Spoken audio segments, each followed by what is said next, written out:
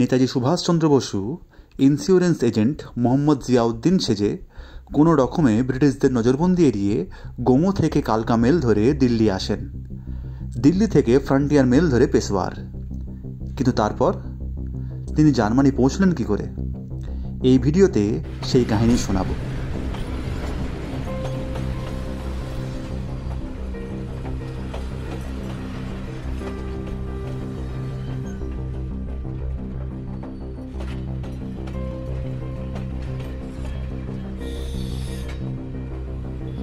জানুয়ারি 1941 frontier mail যখন Peshawar cantonment স্টেশনে থামল, তখন মিয়া আকবর শাহ একজন লম্বা চওড়া সুশ্রী মুসলমানকে নামতে দেখলেন। আকবর শাহ নেতাজিকে চিনতে পারলেন। তাকে ইঙ্গিতে টাঙাতে উঠতে বললেন, আর ডিন হোটেলে টাঙা চলল, আর নিজেও একটি টাঙাতে উঠে পড়লেন। মাঝখানে কি মনে হওয়াতে টাঙা তাজমহল হোটেলের দিকে ছুটল।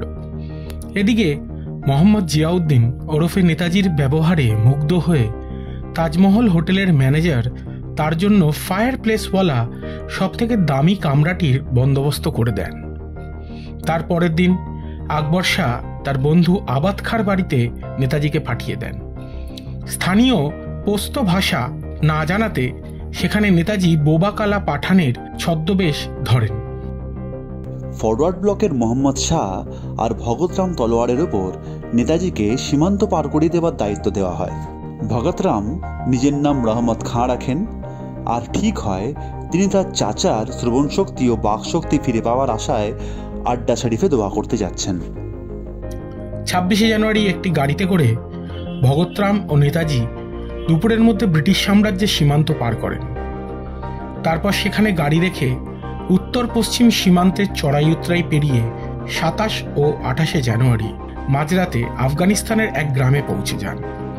সেখানে থেকে টাঙা ও ট্রাকে করে আড্ডা শরীফে পৌঁছন। তারপর 31 জানুয়ারি কাবুলে এসে পৌঁছান।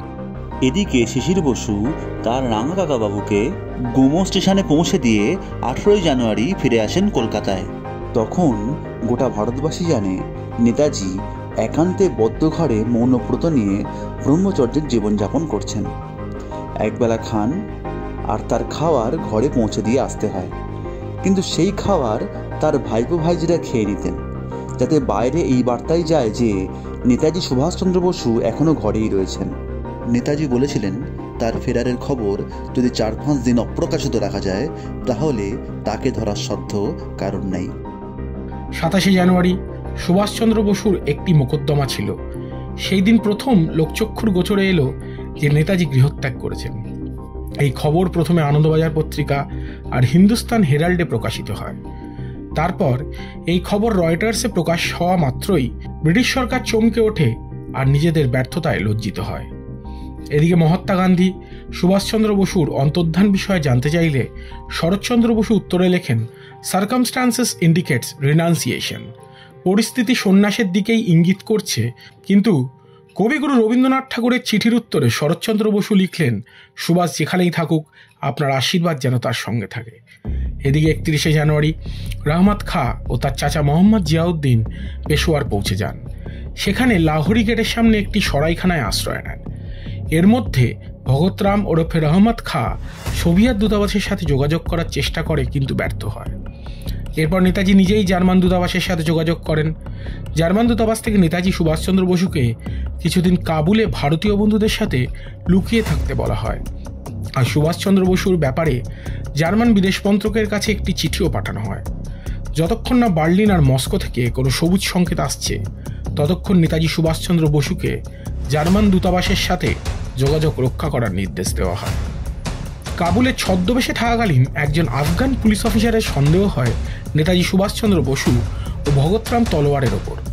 তার থেকে নিষ্কৃতি পাওয়ার জন্য কিছু টাকা ঘুষ ও সাথে সুভাষচন্দ্র বসুর বাবার দেওয়া সোনার ঘড়িটিও দিতে হয়। এদিকে জার্মান দূতাবাস থেকে বলা হয় ইটালিয়ান দূতাবাসের সাথে যোগাযোগ করতে। 22 ফেব্রুয়ারি 1941 তিনি ইতালিয়ান দূতাবাসের সাথে যোগাযোগ করেন। প্রায় 16 দিন পর 10 মার্চ 1941 দূতাবাস থেকে খবর আসে সুভাষচন্দ্র বসুকে একদম নতুন বেশে ছবি তুলতে বলা হয়। সেই ছবি অরল্যান্ডো মাসোটা নামে পাসপোর্টে বসানো হয়। তারপর জার্মান দূতাবাসের সহযোগিতায় গাড়ি করে আফগানিস্তানের সীমান্ত ছাড়িয়ে সামারকান্দ, তারপর সামারকান্দ থেকে ট্রেনে রাশিয়ার মস্কো, সেখান থেকে জার্মানির রাজধানী বার্লিন পৌঁছান। এর কিছুদিন পর অসুস্থ কবিগুরু রবীন্দ্রনাথ ঠাকুরকে সুভাষচন্দ্রের ব্রিটিশ সরকারের নজরবন্দি এড়িয়ে ফেরার হবার পুরো ঘটনা বলেন শরৎচন্দ্র বসু। সম্ভবত সুভাষচন্দ্র বসুর কথা ভেবেই কবিগুরু রবীন্দ্রনাথ ঠাকুর তার শেষ গল্প বদনামে স্বাধীনতার খোঁজে এক দেশপ্রেমিকের আফগানিস্তানের চড়াই উতরাই পেরোনোর এক মর্মান্তিক দৃশ্যপট তার লেখনীতে ফুটিয়ে তোলেন। এই ছিল সুভাষচন্দ্র বসুর জার্মান পাড়ি দেওয়ার গল্প। পাঠে শুভ্র চক্রবর্তী আর আমি বিস্ময়ন ব্যানার্জি। এই ছোট্ট উপস্থাপনাটি কেমন লাগলো তা অবশ্যই কমেন্টসে জানাবেন। ভালো লাগলে লাইক ও শেয়ার করবেন। আর এই রকম বিভিন্ন ধরনের ভিডিও পেতে চ্যানেলটিকে অবশ্যই সাবস্ক্রাইব করবেন। নমস্কার।